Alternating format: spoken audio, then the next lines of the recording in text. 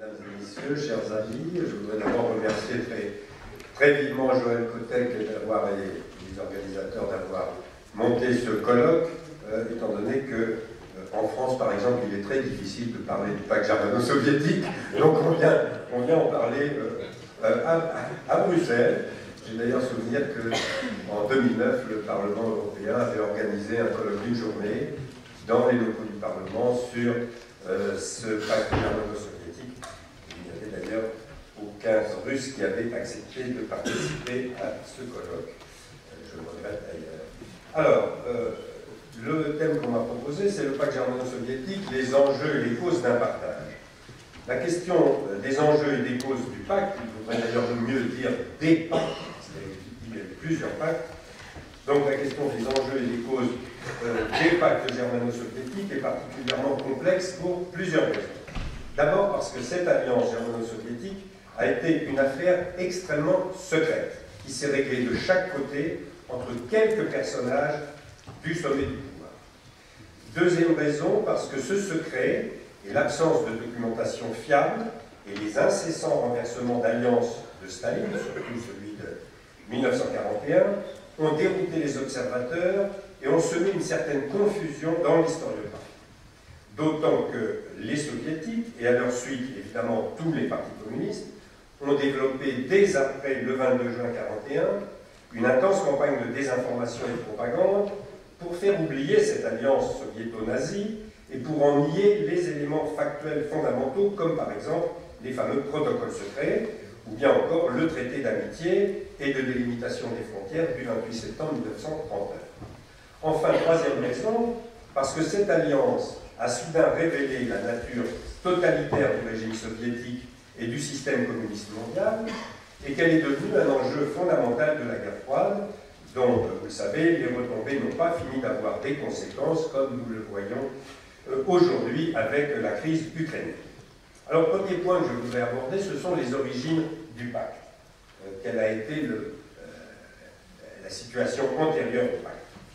Alors, l'annonce du pacte dit de non-agression du 23 août 1939 a été pour le monde entier une totale surprise. En effet, après le traité de Rapallo de 1922, l'URSS avait entretenu avec l'Allemagne jusqu'en 1933 d'excellentes relations, à la fois officielles, mais surtout secrètes, en particulier sur le plan militaire, avec l'expérimentation secrète de matériel offensif interdit par le traité de Versailles, avec l'entraînement secret en URSS de nombreux officiers allemands, et jusqu'à l'organisation secrète en URSS de grandes manœuvres offensives allemandes.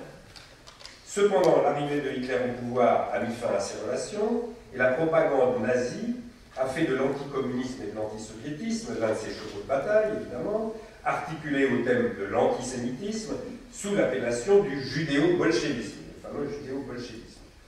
En réponse, et après le désastre de la politique qu'il avait imposée au Parti communiste allemand, je vous rappelle que la politique du Parti communiste allemand est en partie responsable de l'arrivée légale des nazis au pouvoir, eh bien, en réponse à cette arrivée de Hitler au pouvoir, Staline a riposté par l'inauguration de la politique dite de front populaire et d'une propagande désignant le nazisme comme un ennemi mortel, d'où évidemment la très grande surprise des observateurs le 23 août 1938. En réalité, je crois qu'il faut rappeler que Staline n'avait jamais oublié un événement fondamental, la défaite bolchevique sous Varsovie en juillet 1920, qui marquait, il faut le dire, la faillite totale du grand projet de Lénine qui visait à répandre la révolution en Allemagne en passant sur le corps de la Pologne. Cet échec fut cuisant pour les bolcheviks en général, mais en particulier pour Staline, qui, n'ayant pas respecté les ordres sur le front sud qu'il commandait, avait favorisé la contre-offensive de Pilsudski. Et Staline avait certainement cet épisode central de 1920 en tête quand il décida d'engager une négociation avec Hitler. Cette négociation a été provoquée par un événement décisif qui a été rappelé tout à l'heure, le fait que le 15 mars 1939, Hitler ait purement et simplement déchiré le traité de Munich. On peut toujours discuter de la qualité, entre guillemets, de ce traité. Enfin, il existait, et Hitler l'a déchiré purement et simplement le 15 mai 1939 en envahissant la Tchécoslovaquie. La tension ainsi provoquée entre l'Allemagne et les démocraties anglaises et françaises ne pouvait que conduire à une situation extrême, et Staline a compris, évidemment, qu'il pouvait être l'arbitre de cette situation en proposant sa neutralité, voire son alliance, au plus offrant. La coïncidence des dates ne trompe pas. Il faut savoir que dès le 17 avril 1939, Staline a amorcé une double manœuvre, à la fois publique et secrète. Publiquement, il a engagé des négociations avec les démocraties, en exigeant au fil des semaines, à chaque fois un peu plus, et en particulier le droit pour l'armée rouge de pénétrer sur le territoire de la Pologne et des États baltes, ce qui évidemment était un risque considérable pour ces États. Ça, c'est la partie publique. Secrètement, le même jour, le 17 avril 1939, Staline a chargé son ambassadeur à Berlin, qui était là depuis 1938, de rendre sa première visite au secrétaire d'État allemand aux affaires étrangères, Frank Weizsäcker, pour lui dire tout à fait crûment que les divergences idéologiques n'empêchaient pas l'URSS d'avoir avec l'Allemagne des relations normales, entre guillemets. Je sais bien que ce mot en France peut être discuté, mais des relations normales. Je ne vois pas à quoi vous faites allusion en ce moment. Nous étions donc là le 17 avril, puis le 3 mai, Staline a pris une deuxième décision, il a démissionné son ministre des Affaires étrangères, Maxime Litvinov, et envoyant ainsi un double message, politique et idéologique à Hitler. En effet, sur le plan politique, Litvinov était depuis 1934 le symbole de l'adhésion. Ah, ça, c'est les écouteurs. Oui, c'est joli, les écouteurs. Donc, je reviens à mon propos. Un message politique, Litvinov était depuis 1934 le ministre des Affaires étrangères de l'URSS, et il était surtout le symbole de l'adhésion de l'URSS à la sécurité collective. Deuxième message idéologique, Litvinov s'appelait en réalité Enoch Valak Finkelstein, et évidemment le démissionner était un geste de sympathie. Enfin, le 26 juillet 1939, le chargé d'affaires soviétique à Berlin assura lors d'un dîner très sympathique à son homologue nazi qu'il y avait un lien entre leurs idéologies. Ce lien, c'était l'opposition radicale aux démocraties capitalistes. Donc, on voit la progression de cette approche, et dès lors, à partir du 26 juillet, mais même avant, mais surtout à partir du 26 juillet, les contacts secrets s'intensifient au plus haut niveau avec Molotov, qui a remplacé Litvinov, jusqu'à aboutir le 23 août à la fameuse conclusion du pacte dit de non-agression. Alors, du côté nazi, les enjeux étaient assez clairs parce qu'ils étaient quasiment publics. Premièrement, l'idée d'attaquer la Pologne. Deuxièmement, l'idée de le faire en évitant une guerre générale en Europe. Troisièmement, pour éviter cette guerre, la nécessité de neutraliser l'URSS pour dissuader les Anglais et les Français d'honorer les traités et d'entrer en guerre aux côtés de la Pologne. Quatrièmement, si néanmoins une guerre européenne se déclenchait, éviter, grâce à ce traité avec l'URSS, de faire une guerre sur deux fronts, ce qui était la grande hantise de l'état-major allemand depuis 1914, sans oublier, dernier point, que derrière la Pologne, et ça c'était quasiment public à l'époque, l'Allemagne visait l'Ukraine, dans le cadre de ce que Hitler appelait la conquête de l'espace vital, et d'un vaste projet de colonisation allemande. Finalement, après avoir hésité, Hitler a parié sur l'URSS, donc le 23 août, Ribbentrop a atterri à Moscou, des protocoles secrets ont été immédiatement conclus pour le partage de la Pologne et de sphères d'influence en Europe centrale et orientale, puis le pacte a été rendu public, un pacte dit par antiphrase de non-agression, puisque c'est en réalité ce pacte qui a été la cause immédiate et directe de l'invasion de la Pologne par l'Allemagne nazie, puis par l'Union soviétique, et donc du déclenchement de la Deuxième Guerre mondiale.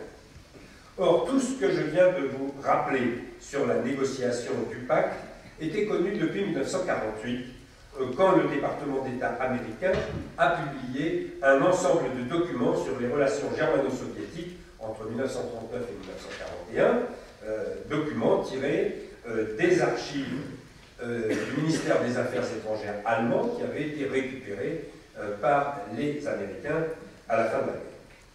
Alors évidemment, cette publication en 1948 et ces révélations tout à fait fracassantes pour l'époque ont provoqué de violentes réactions des soviétiques, et en particulier en 1948, la publication d'une brochure en français, mais publiée à Moscou, intitulée, sous un titre très significatif, « Les falsificateurs de l'histoire », entre parenthèses, notice historique, hein, où Moscou démentait complètement tous les documents, en disant « ce sont entièrement des faux », purement et simplement, ce qui évidemment entraîna de violentes polémiques historiographiques qui ont duré pendant des dizaines d'années.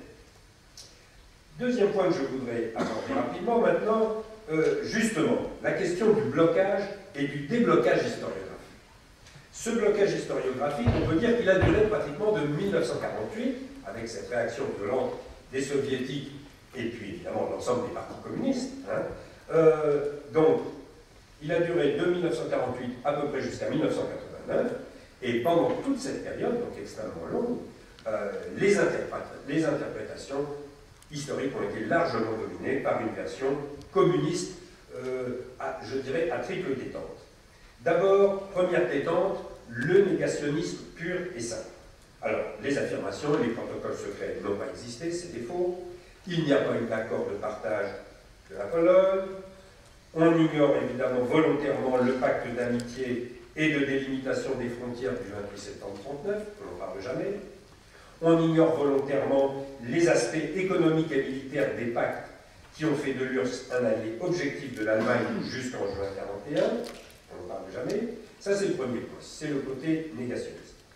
Deuxième point, l'argument d'un traité de non-agression. Donc on se tient à la version officielle initiale. Ce traité était un traité de non-agression, un pacte défensif pour l'URSS, uniquement destiné à protéger l'URSS d'une attaque.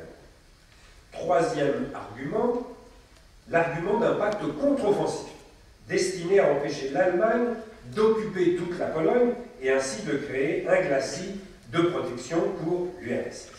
Voilà en gros les trois types d'arguments développés par ce qu'on pourrait appeler entre guillemets l'historiographie communiste.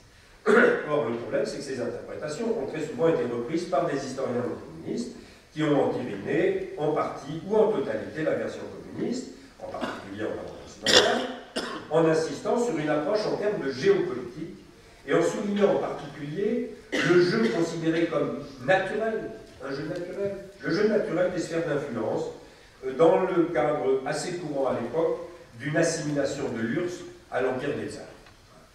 Voilà. C'est la même chose, ça dure depuis des siècles, c'est comme ça, il n'y a rien à faire. Or, cette interprétation en termes traditionnels de géopolitique a occulté une dimension nouvelle et originale du problème, qui était inaugurée par la prise de pouvoir de Lénine et des bolcheviks le 7 novembre 1917, qui, eux, concevaient la politique internationale sur une base tout à fait différente, qui était la base d'un logiciel de révolution politique et sociale, radicale, à l'échelle mondiale, affirmant le principe de la guerre civile nationale et internationale, le principe de l'instauration de la dictature du prolétariat et le principe de l'instauration du socialisme dans le monde entier. Bref, une vision purement idéologique, voire fantasmatique, des relations internationales. C'est ce qu'allait révéler ou confirmer l'ouverture des archives soviétiques. En effet, soudain, tout a commencé à changer lorsque le 25 mai 1989, les députés baltes du Congrès des députés du peuple soviétique qui venaient d'être élus pour la première fois dans des conditions, je dirais, semi-démocratiques, eh bien, les députés baltes demandèrent publiquement, et en plus les séances étaient retransmises en direct à la télévision soviétique, demandèrent publiquement la condamnation du pacte Molotov-Ribbentrop. Alors, les conservateurs du Parti communiste de l'Union soviétique refusèrent, affirmant évidemment comme d'habitude qu'il n'y avait pas de protocole secret, et donc dès ce moment-là une intense bataille historique et politique s'est engagée en URSS même, au cœur même de ce congrès des députés du peuple, avec pour enjeu principal l'ouverture des archives, qui, je vous le rappelle, jusqu'à cette date-là, étaient entièrement fermées. On ne savait d'ailleurs même pas s'il y avait des archives et où elles étaient. Bien. Alors je vous passe, parce qu'on n'a pas le temps, les innombrables péripéties autour de cette affaire, jusqu'à ce que quelques semaines plus tard, en plein congrès, un archiviste du ministère de l'Intérieur soviétique monte à la tribune et brandisse une liasse de documents provenant des archives de Molotov, parmi lesquels figuraient les fameux protocoles secrets.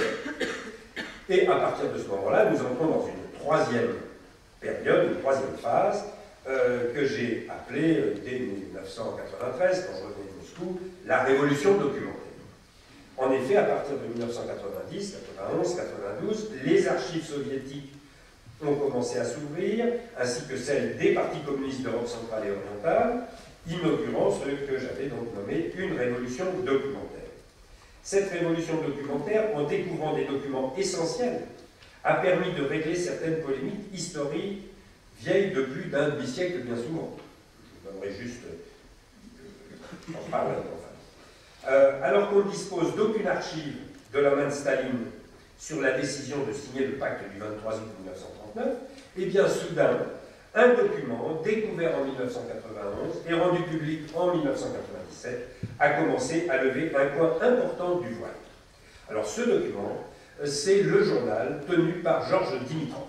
Georges Dimitrov, qui était d'abord le chef du Parti communiste bulgare, qui était ensuite le chef clandestin d'un bureau du Comintern en Europe de l'Ouest, qui a ensuite été arrêté en Allemagne et qui a eu droit à un procès célèbre à l'époque, et qui a finalement été nommé par Staline secrétaire général du Comintern, de l'Internationale communiste, en 1934, et qui est devenu un très haut apparatchik du Parti communiste d'Union soviétique. Il était à chaque fois sur le mausolée, sur la tribune du mausolée, le 1er mai, le 7 novembre. Il était reçu très régulièrement au Kremlin, à la datcha de Staline, etc. Or, le 7 septembre 1939, Dimitrov a été convoqué par Staline au Kremlin, et les directives qu'il a reçues l'ont tellement frappé qu'il les a soigneusement notées, ce qui permet de saisir la véritable stratégie poursuivie par l'URSS.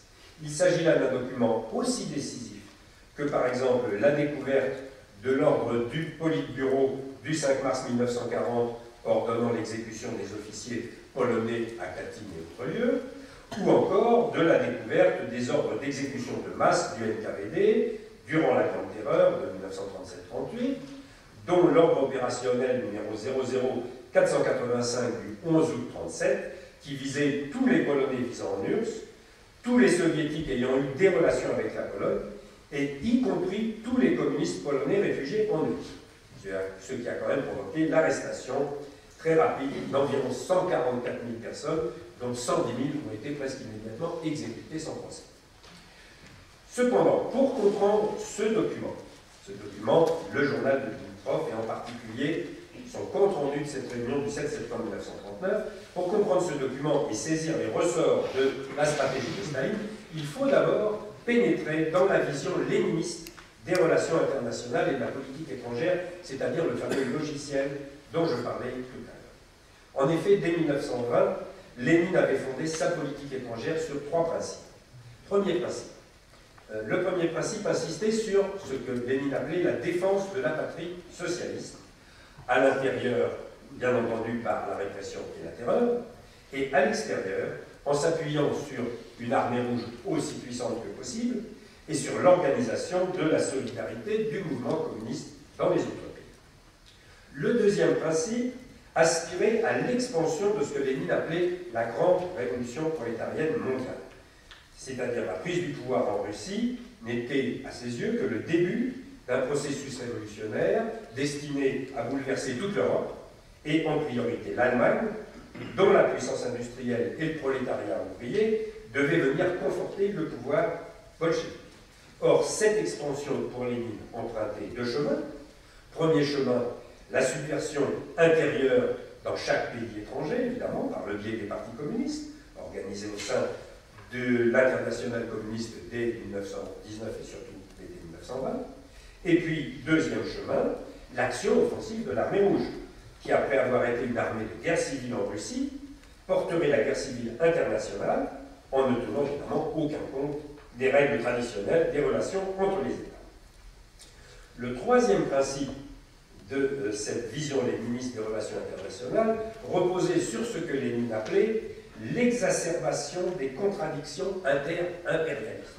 Qu'est-ce qu'il y a derrière cette terminologie typiquement léniniste? Mais en clair, il s'agissait de tout faire pour dresser les pays qualifiés de bourgeois et de capitalistes les uns contre les autres, de manière à ce qu'ils s'affaiblissent réciproquement, comme durant la guerre de 14-18, et qu'ils favorisent ainsi l'émergence d'une situation révolutionnaire, avec à la clé évidemment une idée simple: laisser les impérialistes en question s'épuiser et intervenir dans la guerre le plus tard possible, et évidemment dans un sens révolutionnaire.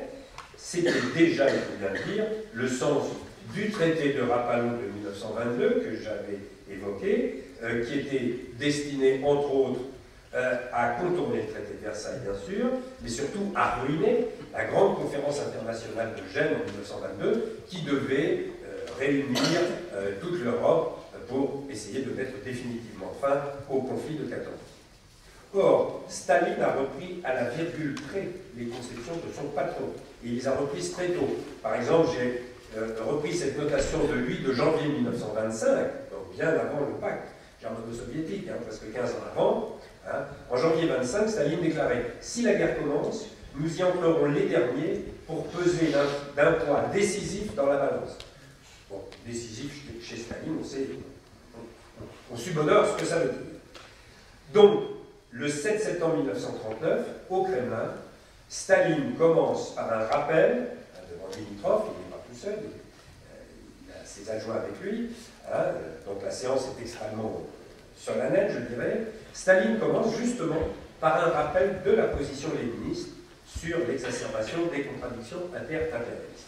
Voilà ce que nous rapporte Dimitrov, c'est quasiment le compte-rendu sténographique de sa rencontre. Voilà ce que dit Staline. Une guerre a lieu entre deux groupes de pays capitalistes pour le partage du monde, pour régner sur le monde. Ça, c'est toujours la vision fantasmatique de Staline et des bolcheviks. Nous n'avons rien contre le fait qu'ils se combattent un bon coup et qu'ils s'affaiblissent l'un l'autre. Vous voyez, on est tout à fait dans la perspective léniniste. Ce ne serait pas mal si, grâce à l'Allemagne, la situation des pays capitalistes les plus riches était ébranlée, en particulier l'Angleterre. Hitler, sans le comprendre ni le vouloir lui-même, ébranle, sape le système capitaliste. Nous soviétiques évidemment, les communistes en général, nous pouvons manœuvrer, pousser un côté contre l'autre pour qu'il se déchire encore mieux. Et puis alors là, il y a deux phrases soulignées par Dimitrov dans son compte-rendu. Dans une certaine mesure, le pacte de non-agression est de l'Allemagne. Un assez bel aveu de la part d'un des deux signataires principaux. Conclusion, la prochaine fois, il faudra donner un coup de pouce de l'autre côté. Donc, vous voyez le cynisme de Staline. Bon, pour l'instant, on aide l'Allemagne, ça provoque la guerre, ils vont se déchirer. Bon, si jamais l'Allemagne n'allait pas très bien, on pourrait toujours redonner un coup de pouce de l'autre côté. Et d'ailleurs, on retrouve un écho de cette idée dans un propos tenu par Staline à Ribbentrop lors de la deuxième négociation, celle du 27-28 septembre 1939, après la destruction de la Pologne, et lors de la signature de ce fameux traité dont les communistes ne parlent jamais, le traité d'amitié et de délimitation des frontières.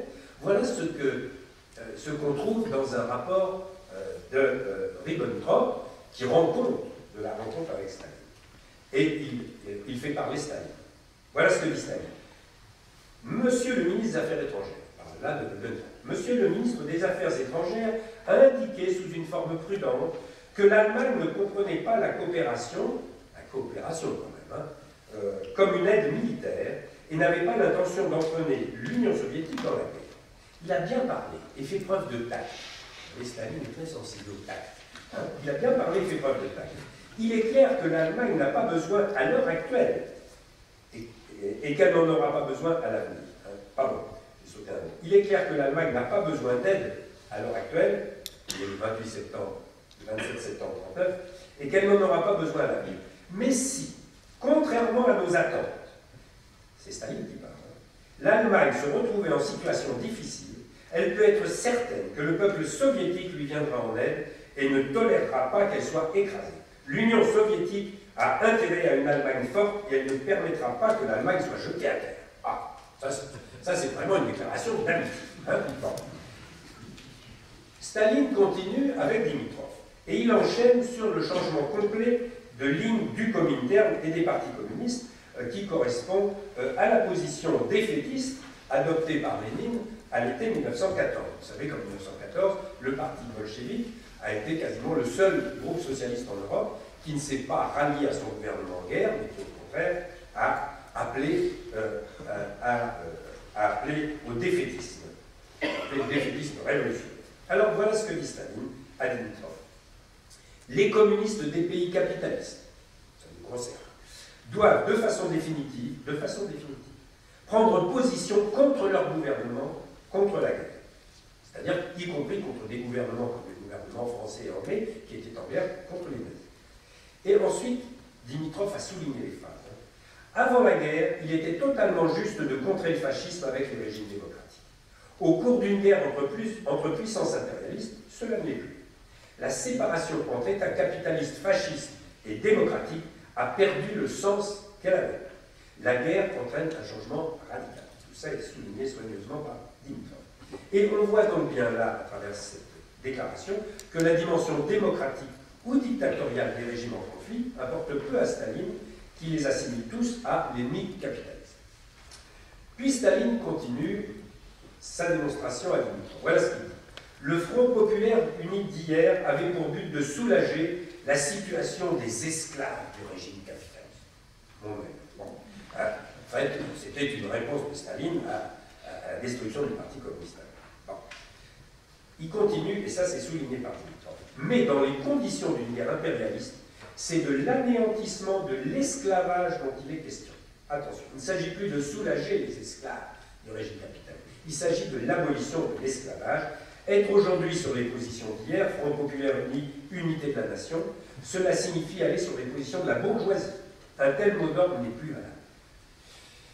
Avec cette déclaration, Staline supprime la distinction entre démocratie et fascisme, qui avait été inaugurée au moment du Front populaire, et surtout, il met à l'ordre du jour la révolution socialiste immédiate. Parce que l'expression anéantissement de l'esclavage, c'est bien ça que ça signifie. Ça signifie, attention, on change de stratégie et nous allons maintenant directement à la révolution socialiste. Et le sens qu'il donne à cette expression devient tout à fait explicite dans le développement suivant qu'il va faire devant Dimitrov. Voilà ce qu'il dit à Dimitrov. Auparavant, dans l'histoire, l'État polonais était un État national. Voilà pourquoi les révolutionnaires le défendaient contre les découpages et la mise en esclavage. Et ensuite, il y a une phrase soulignée par Dimitrov. Aujourd'hui, c'est un État fasciste, on est le 27 septembre, c'est un État fasciste dont le joug pèse sur les Ukrainiens, les Biélorusses, etc. Dans les conditions actuelles, la destruction de cet État signifierait qu'il y a un État bourgeois fasciste de moins. Qu'y aurait-il de mal si l'anéantissement de la Pologne, c'est très clair, l'anéantissement de la Pologne avait pour résultat la propagation du système socialiste à de nouveaux territoires et à de nouveaux peuples. Donc nous sommes là dans la phase clairement offensive de la vision léniniste des relations internationales. On va détruire un État bourgeois et on va étendre, on va propager, comme dit Staline, on va propager le système socialiste à de nouveaux territoires et à de nouveaux peuples. Donc ici, il faut bien dire, la dimension idéologique et expansionniste du régime totalitaire communiste est tout à fait nette. Puis Staline continue, toujours avec Dimitrov, et il va tenter de justifier son rejet de la négociation avec la France et la Grande-Bretagne, puisque vous vous souvenez que depuis le 17 avril 1939, publiquement, l'URSS négocie avec la France et la Grande-Bretagne. Alors voilà ce que dit Staline. Nous étions plus favorables à un accord avec les pays soi-disant démocratiques. Et c'est pourquoi nous avons négocié. Mais les Anglais et les Français voulaient faire de nous des travailleurs journaliers et en plus sans rien payer. Ah oui, Staline, il veut bien faire quelque chose, mais il faut payer. Bien évidemment, il ne nous aurait pas eu comme journaliers et encore moins gratuitement. Voilà un bel aveu qui confirme que depuis le 15 mars 1939, la politique de Staline consistait à faire monter les enchères de son alliance au plus offrant. Hitler, évidemment, n'avait aucun scrupule à promettre ce qui ne lui appartenait pas, la Pologne orientale, les 3 États baltes, la Bessarabie, la Bucovine du Nord. Évidemment, les Occidentaux, eux, qui sont des gens qui sont censés respecter les États de droit, les frontières et le droit international, ne pouvaient pas se permettre de dire oui, on va vous donner ça et ça et ça. Alors pour finir cette sympathique conversation avec Dimitrov, Staline lui donne la ligne que doit suivre le Comintern et tous les partis communistes. Alors voilà ce qu'il dit, voilà ce qu'il faut dire à la classe ouvrière. Donc c'est Staline qui dit ce qu'il faut dire à la classe ouvrière. Premièrement, c'est une guerre pour la maîtrise du monde. Cette guerre ne donnera rien aux ouvriers et aux travailleurs sauf douleur et privation. Intervenir de façon décidée contre la guerre et ceux qui en sont coupables. Démasquer la neutralité des pays bourgeois qui, prônant chez eux la neutralité, soutiennent la guerre dans les autres pays dans un seul but, le profit. Nous sommes là le 27 septembre à Moscou. Je vous signale que le 1er octobre à Paris, à la Chambre des députés, le député Jacques Duclos, qui était vice-président de la Chambre des députés et numéro 2 du Parti communiste, faisait distribuer un tract qui était une lettre ouverte au président de la Chambre des députés exigeant l'arrêt immédiat de la guerre. Puisqu'il n'y avait plus d'objet à la guerre, puisque la Pologne était détruite, et que la France était entrée en guerre pour soutenir la Pologne. Voilà un raisonnement parfaitement logique. Vous voyez à quel point le système fonctionnait parfaitement bien. Donc, notez-le, alors, dernier point sur ces entretiens très intéressants, notez-le, si l'on en croit le compte-rendu de Dimitrov, bon, est-ce que Dimitrov a rendu compte de tout ce que lui a dit Staline? Mais je pense que s'il lui avait dit ce dont je vais parler, il l'aurait noté. En tout cas, ça n'est pas dans son compte-rendu. Notez-le, tout au long de cet entretien, Staline n'a pas dit un mot sur les protocoles secrets, il n'a pas dit un mot sur l'éventualité d'une entrée de l'armée rouge en Pologne, on n'en parle pas, il n'a pas dit un mot sur l'éventualité d'un partage de la Pologne, souvenez-vous de sa phrase, si l'État polonais disparaissait, alors qu'en fait, il va signer le 27, je vous rappelle que cette conversation est du 7 septembre. Donc, pas un mot sur un éventuel partage de la Pologne, pas un mot sur une éventuelle annexion des États baltes, de la Bessarabie, etc. Donc, Staline cache son jeu jusqu'à ses adjoints les plus proches et il pratique un secret absolu, ce qui explique évidemment les difficultés que les historiens ont eues par la suite à résoudre ce problème historique. Alors, pour venir quand même vers une conclusion, certains auteurs ont prétendu que ces déclarations de Staline n'étaient qu'un habillage idéologique d'un projet en réalité géopolitique. Je crois que cette vision est démentie par la suite des événements jusqu'au 22 juin 1941, qui, au contraire, confirment point par point les déclarations de Staline à Dimitrov. En effet, je crois que pour saisir les causes du partage de la Pologne, il faut certes tenir compte des données géopolitiques, telles qu'elles sont bien connues, les 4 partages de la Pologne depuis plusieurs siècles, mais il faut surtout comprendre le projet idéologique qui sous-tendait la négociation avec l'Allemagne. En effet, c'est Staline, il faut le rappeler, qui lors de la négociation du deuxième pacte du 28 septembre, a exigé la destruction totale de l'État polonais et qui a soviétisé immédiatement la partie orientale en la rattachant à l'Ukraine soviétique, qui était déjà placée sous la dictature tout à fait sanglante, il faut le dire, d'un certain Nikita Khrouchtchev et du NKVD. C'est Staline qui a appliqué d'emblée son régime totalitaire communiste, qui a aboli la propriété privée et l'économie de marché dans la Pologne annexée, selon les habituelles méthodes de communisation que nous connaissons bien maintenant. C'est encore lui qui a exterminé en masse toutes les élites traditionnelles afin de confier à de nouvelles élites communistes tous les pouvoirs sous la tutelle étroite de Moscou, mais Andrei Pachkovski développera ça beaucoup mieux que moi. D'ailleurs, la décision de Staline de 1938 de dissoudre le Parti communiste polonais et d'exterminer ses membres était sans doute prémonitoire, parce que ces communistes risquaient de s'opposer à la colonisation de leur pays par des cadres communistes russes, comme cela était déjà le cas en Ukraine depuis 1933. Rappelons qu'en juin 1940, quand Staline a occupé les États baltes et 2 provinces roumaines, il a appliqué exactement la même politique, selon les mêmes méthodes et avec la même extermination des élites. Enfin, en novembre 1940, rappelons que Molotov, le bras droit de Staline, s'est rendu à Berlin pour poursuivre les négociations directement avec Adolf Hitler, mais sans succès à ce moment-là. Et enfin, last but not least, comme on dit en anglais, excusez mes prononciations, le 25 novembre 1940, Staline est allé jusqu'à proposer l'adhésion de l'URSS à ce qui s'appelait le pacte tripartite, c'est-à-dire une alliance entre l'Allemagne nazie, l'Italie fasciste et le Japon, en échange de la reconnaissance d'une zone d'influence soviétique dans les Balkans et en Turquie. Donc, la négociation et l'alliance est quand même allée extrêmement loin. Le problème, c'est que le plan stratégique de Staline, qui visait à profiter de l'exacerbation des contradictions impérialistes pour élargir considérablement, et remarquez-le, sans tirer un coup de fusil, les territoires et les populations auxquelles serait appliquée la construction du socialisme, eh bien ce plan a été complètement déstabilisé et presque ruiné par un événement tout à fait inattendu, de la même manière que l'invasion de la Tchécoslovaquie était totalement inattendue, de la même manière que le pacte du 23 août était totalement inattendu. Il y a eu un troisième événement tout à fait inattendu, ça a été tout simplement la défaite de la France en 5 semaines, dont Staline n'a pas pris d'emblée toute la portée.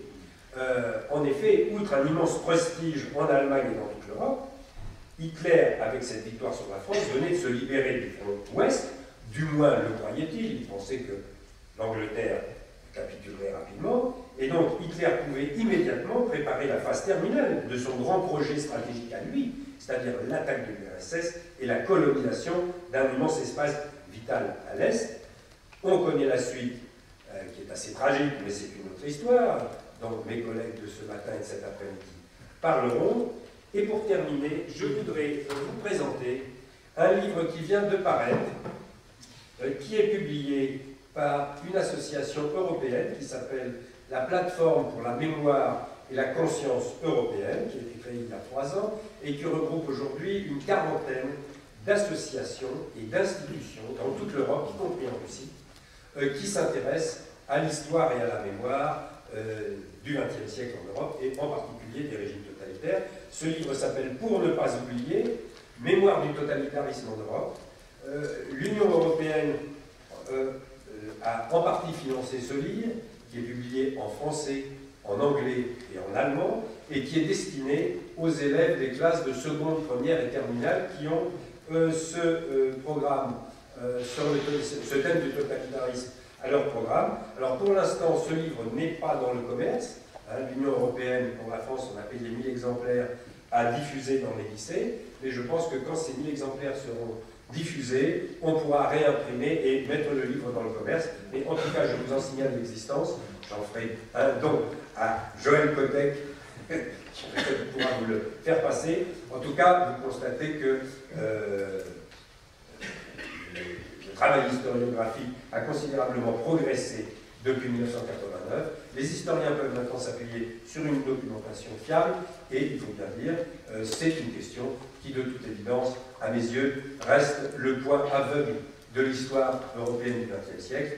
Espérons que ce point aveugle devienne un peu moins aveugle et que chacun prenne conscience de l'impact considérable de cette alliance nazie-soviétique qui, à mon avis, a encore des conséquences aujourd'hui, et je l'avais évoqué tout à l'heure, en particulier en Ukraine.